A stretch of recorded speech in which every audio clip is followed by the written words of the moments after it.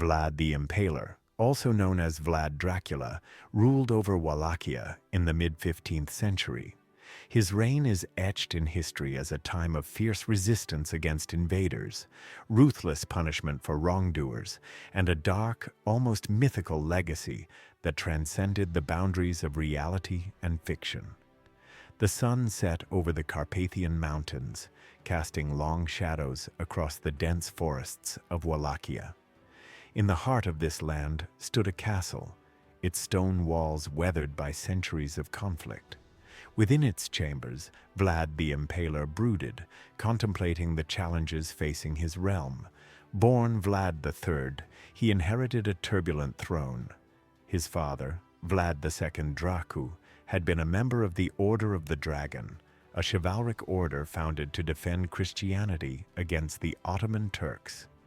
Vlad III was groomed in the arts of war and governance, his childhood marred by political machinations and betrayal. One evening, a messenger arrived, breathless and pale. "My lord," he stammered, "the Ottomans march upon our land. They bring countless soldiers, intent on subjugation." Vlad's eyes, cold and calculating, betrayed no fear. "We shall meet them with fire and steel," he declared. "Wallachia will not bow to any sultan." Rallying his troops, Vlad implemented guerrilla tactics, using the dense forests to his advantage. He knew the land intimately, every hidden path and strategic vantage point. His soldiers struck swiftly and disappeared like phantoms, demoralizing the Ottoman forces. Yet, it was not just his military acumen that earned Vlad his fearsome reputation. Stories of his cruelty spread far and wide. One particularly chilling tale involved an invading Ottoman envoy who refused to remove his turban before Vlad. In response, Vlad had the turban nailed to the man's head as a grim lesson in respect. However, it was his favored method of execution that truly cemented his legacy. Impalement was a slow, agonizing death, and Vlad used it to instill terror. Forests of impaled bodies served as warnings to his enemies, a gruesome testament to his ruthlessness. As the Ottoman army approached the capital, Târgoviște, they found a forest of stakes, each bearing the lifeless form of a captured soldier or traitor. The sight was so horrifying that it broke the morale of the Sultan's forces. Murmurs of Vlad as a demon incarnate spread through the ranks, and many deserted rather than face such a fate. Despite his brutal methods, Vlad was a shrewd and just ruler to his people.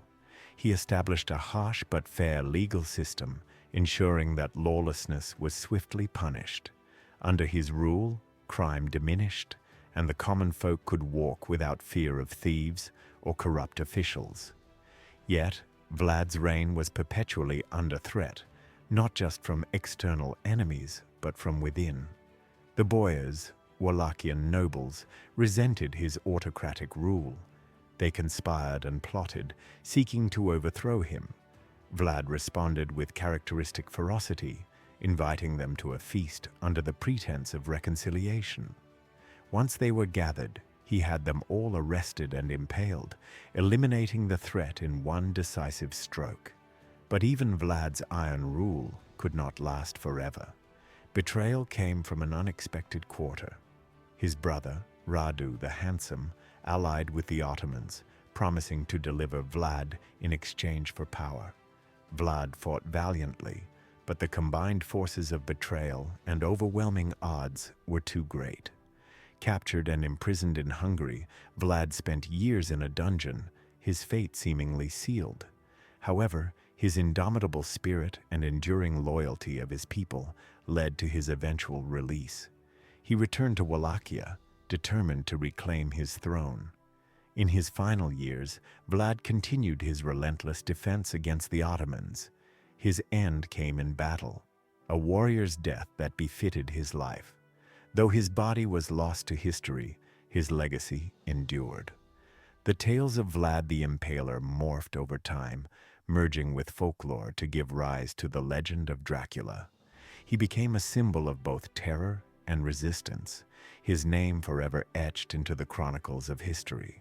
Centuries later, in the quiet villages of Romania, stories of Vlad Dracula still echo, a reminder of a ruler who defied empires and whose legend blurred the line between history and myth.